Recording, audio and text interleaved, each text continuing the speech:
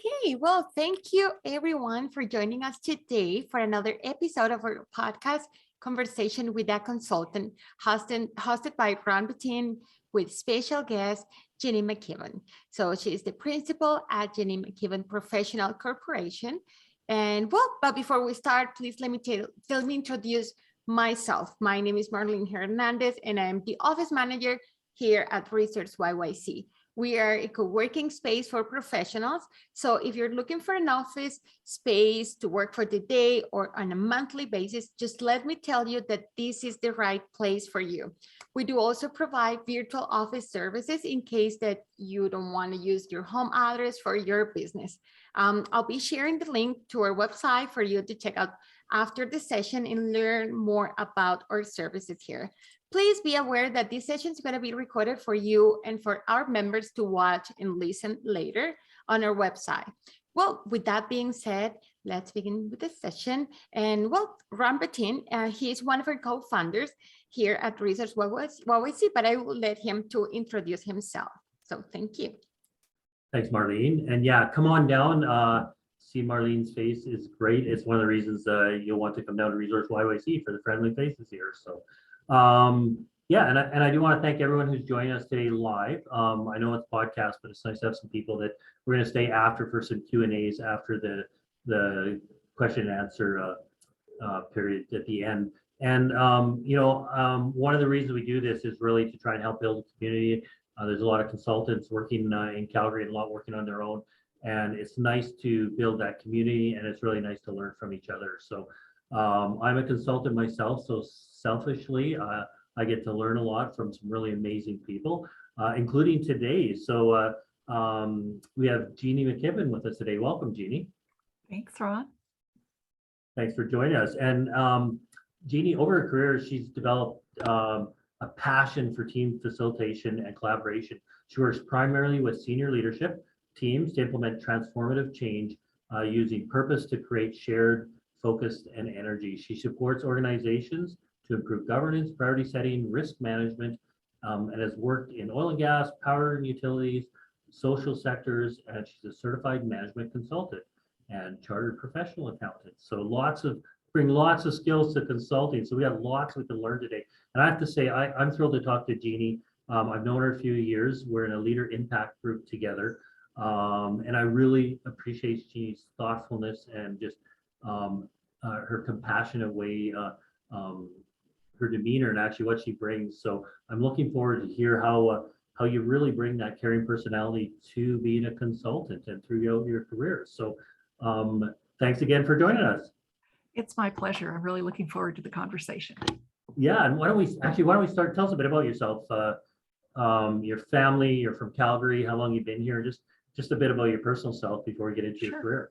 Sounds good. So I'm a Maritimer, East Coaster to begin with. I moved to Calgary about 17 years ago with my husband and my son. And I'm a mom and a stepmom. We have an extended blended family, and most of them are back east, but they're scattered around the country. I love my work, but I would say my values are really around community and family, and I'm a lifelong learner, which is why you and I encountered each other at Leader Impact, because that's one of the things that I love is learning from other people.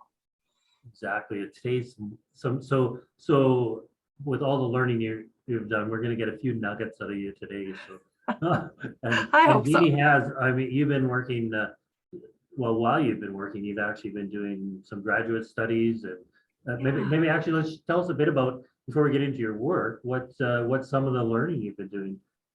Well, it's been fascinating, actually. As you know, I finished a master's degree last year. Part-time studies while working was something I hadn't done since I was a CA student, Ron. So that was a shift. But I did a master's in transformative leadership and spirituality, which sounds like a bit of an odd combination when you don't scratch the surface of it. But the point of the program was to say, we really need to be aware of our interconnectedness if we're going to be effective as leaders. And so the concept of spirituality that was embedded in the program was really around understanding that we are all interconnected and our actions do affect each other. And the transformation part of it is really that in order to be an effective leader, you have to be open to continual learning and growth, personally, professionally, and those need to be properly integrated. So I would say that the program was life-changing for me because it allowed me to think about things like leadership and governance and how they link to collaboration, sharing of power, and some really more creative ways to deal with the challenges that we face within business and the social services sector and just in the communities that we work in. Well, we were chatting a bit ahead of time. Well, it'll be interesting to hear because we do want to talk about some of the work you've done in the past, but now you're reflecting back in context of what you've learned. So I mean, as we carry on, I'd love to hear maybe how your reflections are on some of that work you've done. Sure. As well. And you know, and there are some learning. So a lot of, you know, we expect a lot of people who are listening or who will listen after get involved in governance and some of the senior leadership things you do. So we'd be really looking for some of those little tips of advice, especially now if you could look back and add some context to it in after your course. So yeah, happy to do that. For that'd be sure. great. So actually, let's talk about a bit about your consulting career. So you worked for the big firm, right? Yes, Ernst & Young. I did. There, and how did you get into that? What was your path that led you into that consulting role? Well, I stumbled into the business world. Coming from a small town on the East Coast, I didn't really have a great sense of a ton of different options. We're going back 35 years now. So I thought I'd try business because I liked math. That was my logic at 17. And it was one of those situations of good luck, not good management, because I actually did find exactly the right path for myself. I started out as a chartered accountant, as you mentioned, and spent about 8 or 9 years in the financial audit world with Ernst & Young.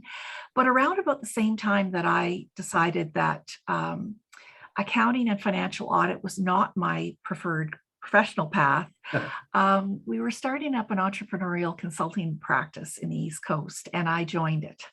That was with Ernst & Young. Yeah. I was lucky enough to shift jobs many times without having to leave the firm. And it was great because we built a small practice that worked primarily with entrepreneurs. I loved their energy. I loved their ability to engage fully with the work they were doing. And I did a lot of process design and process improvement work with them. So this is back in the old days when we were re-engineering the corporation and, you know, doing all that good stuff in the late 90s. It was great fun. I just loved it.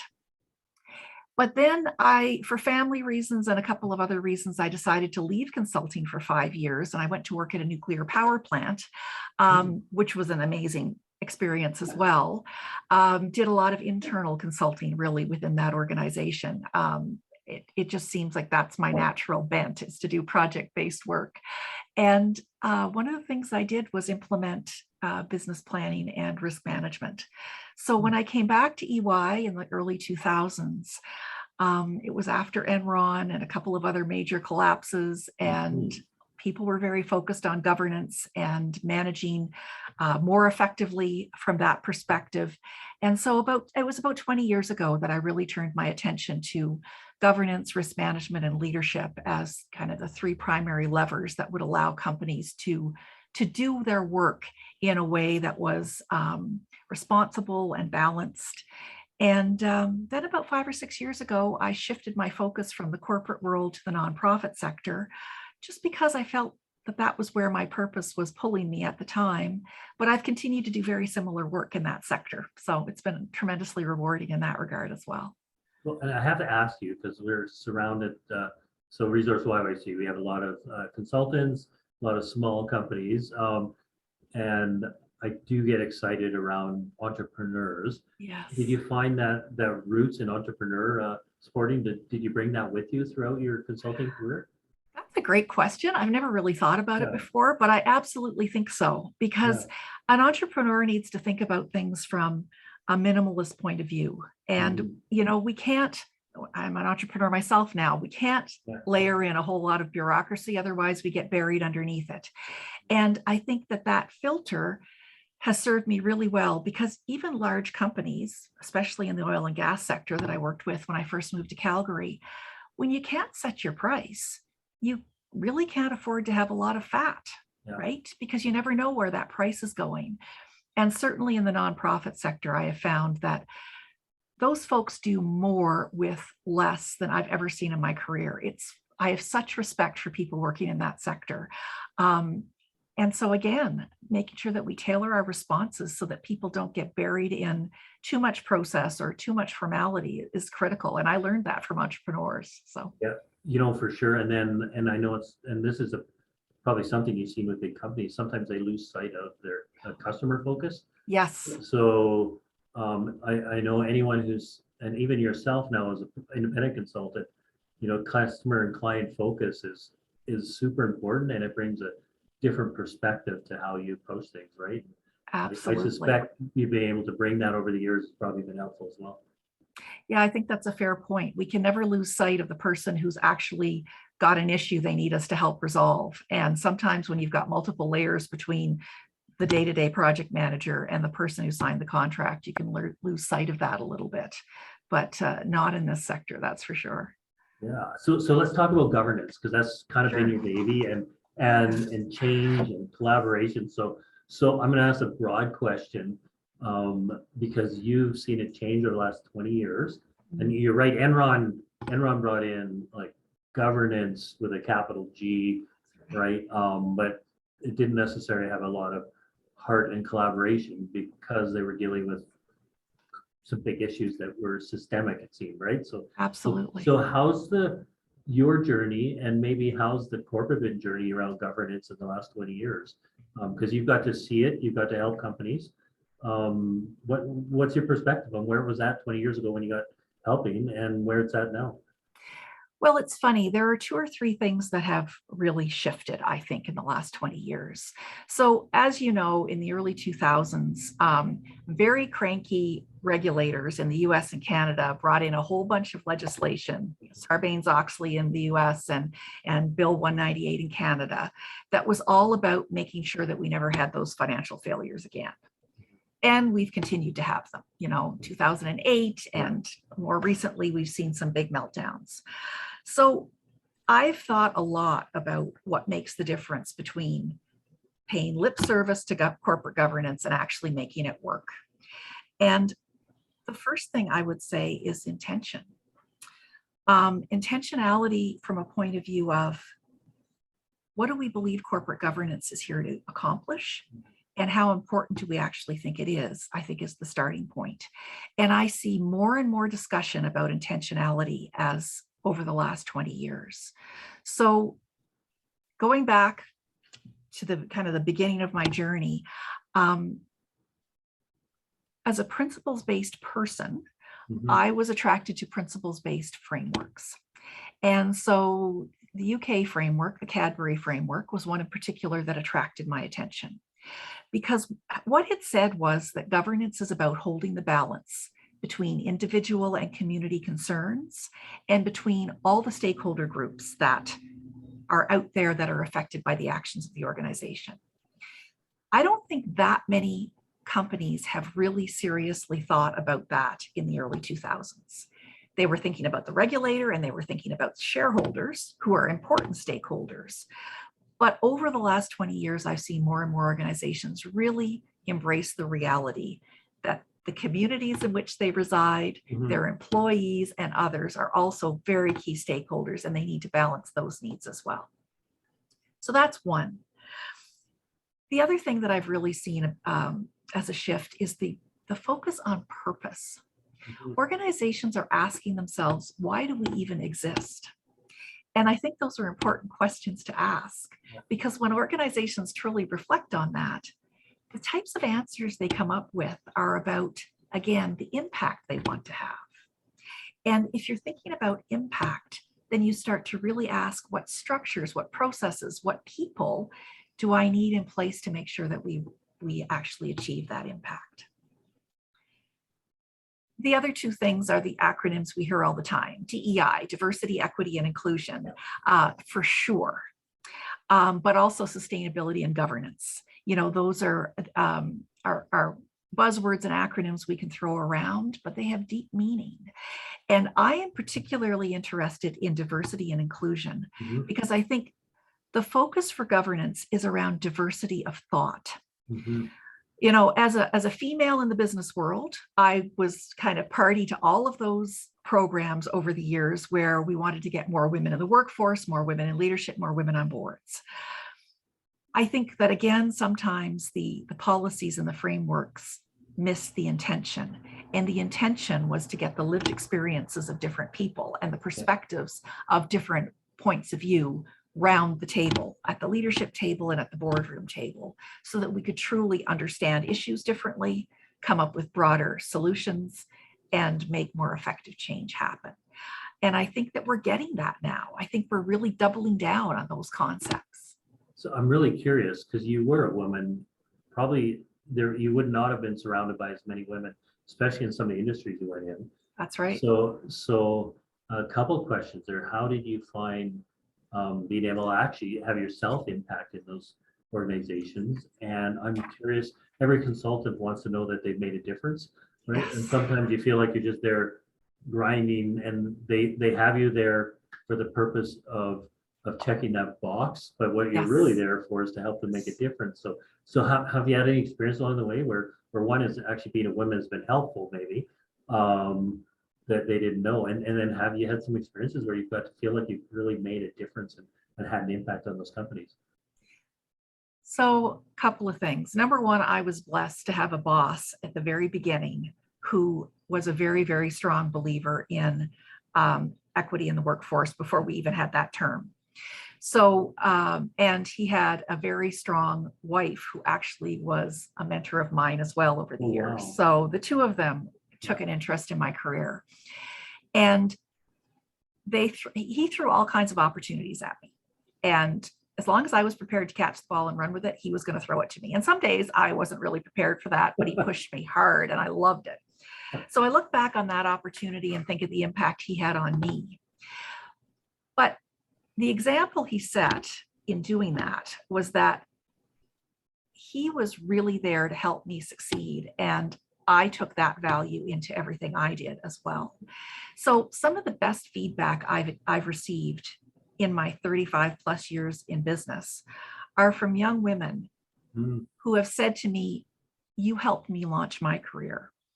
And at the time, Ron, I wasn't really conscious of that. I felt like I was doing what I had been modeled for me, which was to encourage and to challenge and to allow people every opportunity to advance.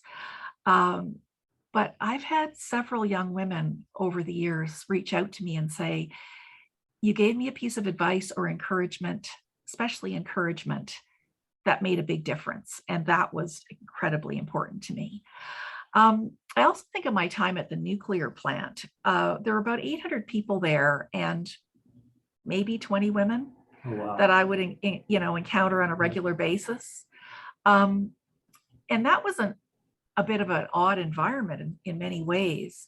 But what I realized very quickly was that there are a lot of brainiacs wandering around nuclear power plants. And as long as you're prepared to have an intellectual conversation with them, they don't care. They'll go toe to toe with you and they don't care. And that really helped me a lot as well, to know that as long as I was willing to say something that was of value, they were prepared to listen.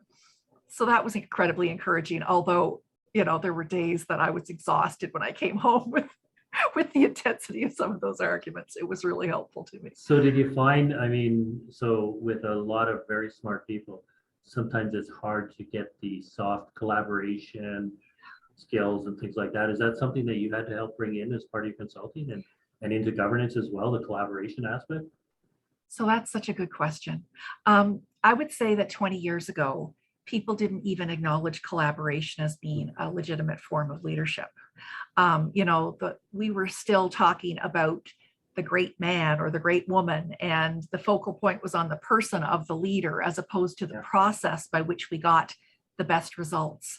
And so I will say that I was a bit of an outlier early on in focusing on facilitated process and collaboration as the best way to get a solution.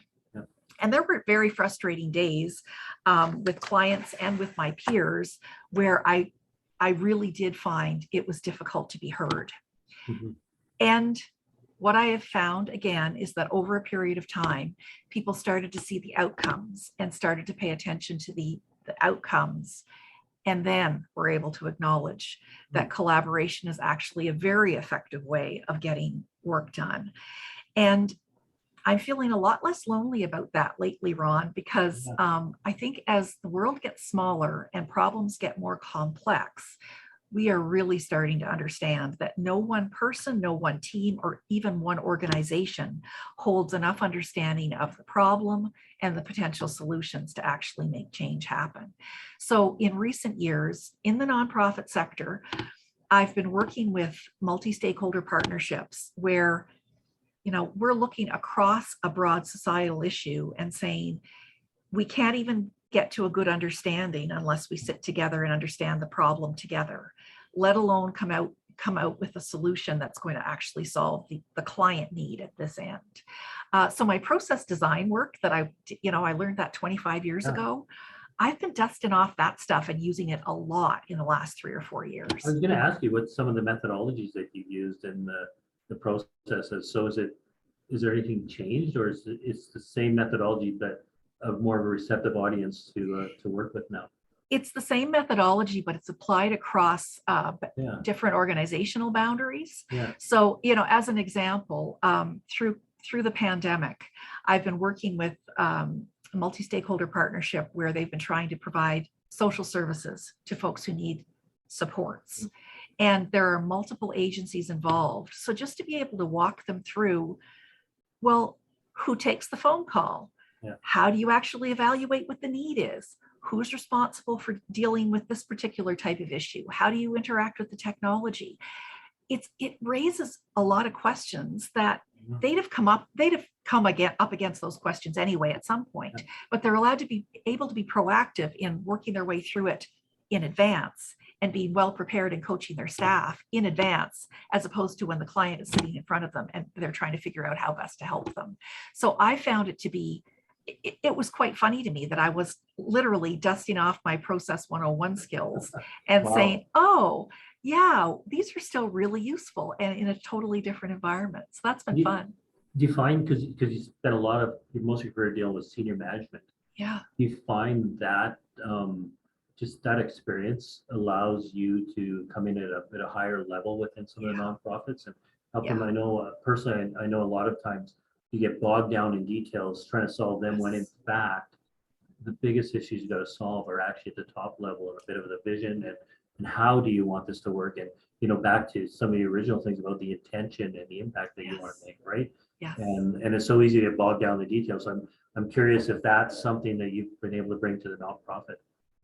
Yeah, absolutely. I find that in the nonprofit sector, because there are fewer levels of management in particular, you're typically dealing with the executive director or the CEO and trying to help them deal with a particular issue. And where they're dealing with their peers across agencies, they want someone who's got the confidence and the experience to be able to say, actually, no, we should really go this direction, not that direction, when we've got a bunch of very senior folks in the room. So that served me very well, actually. And the wonderful thing about nonprofits, they have a lot of volunteer board members. Yes. Do you find that a different dynamic than dealing with a corporate board?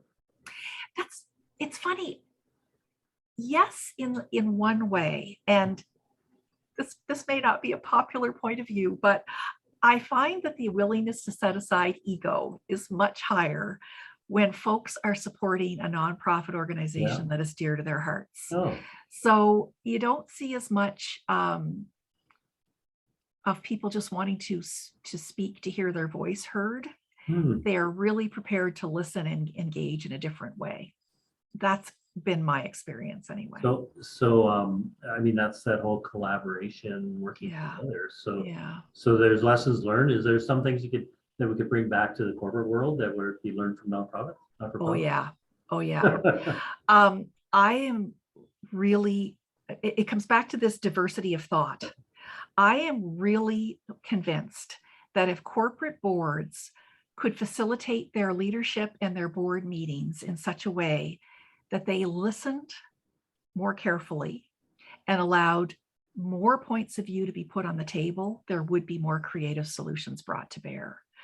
I've been a facilitator for 25 years, and I have never had an experience where a team at any level brought to a problem could not come up with a better solution than an individual working on the solution. And, I think of an example of a friend a few years ago who was getting some coaching. She was looking to move up in her career, wanted a senior role. And in working with this, it was a headhunting agency, basically. They gave her feedback to sit a certain way at the table to take up more space, broaden her shoulders, take up more, use her elbows, take up more space. And she's sharing this insight with me. And I was really uncomfortable with it, but being an introvert, I needed to go away and think about it a little bit and figure out why. But the reason why I was so uncomfortable was because I actually think that's looking at the situation the wrong way around. Mm-hmm. If we go to a board table or a leadership table, we should not be thinking about how to make ourselves bigger. We should be thinking about how to make more room around the table for different perspectives, for the people who use our products and services, for the folks who don't necessarily get asked what they think. That is where we get more creative thinking and better solutions, as far as I'm concerned. So how can consultants help to bring that into companies? So it's the one advantage of being a consultant. You actually get to see other companies, how they work, right? And companies hire for that, but then sometimes it's hard to get past some of their culture, right? Yes, it is. And as a consultant, you got to find that line. But any suggestions of how consultants can help bring some of that aspect into other companies in their part of their consulting? I would say number one is by modeling it. We can come in as consultants and work one-on-one with an individual and get a good outcome for whatever situation they're trying to resolve. But if we can come in with an approach that actually has them sitting and talking to their stakeholders, actually facilitates a conversation around a table as opposed to having a lot of divide and conquer type of conversations, we can do analysis. We're all trained in that. You and I can go and interview 20 people and get 20 points of view and bring them together and analyze them and provide a solution. Or we can bring together smaller or larger groups of people to have conversations with each other, which is why I'm so passionate about facilitation, because that's when we start to build on each other's points of view and model that value, that listening and paying attention to what other people have to say actually brings a better idea. So I build it into my methodology, I build it into all my proposals, but I also model it every chance I get.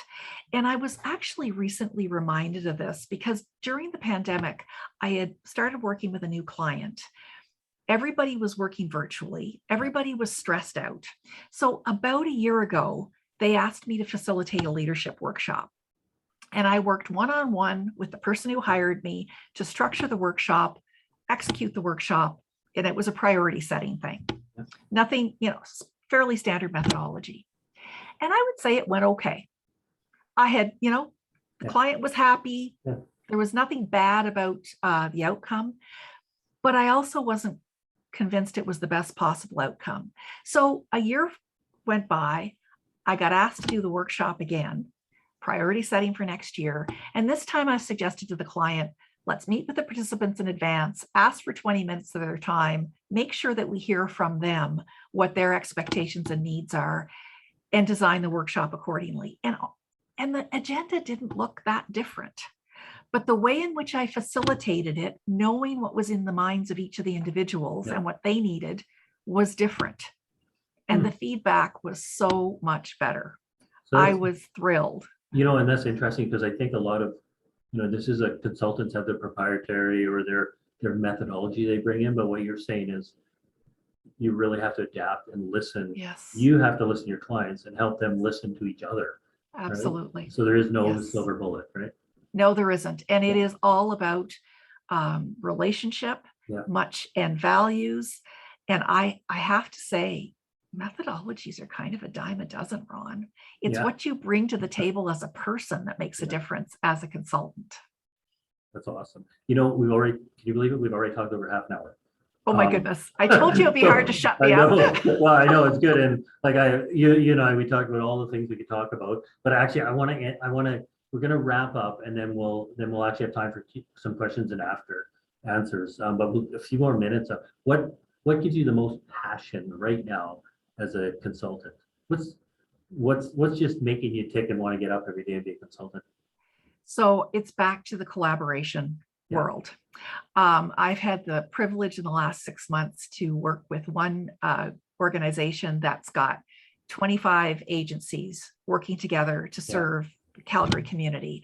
I've helped them document and figure out their governance structures. We've talked about decision making. We've talked about how we set priorities with 25 organizations in the room.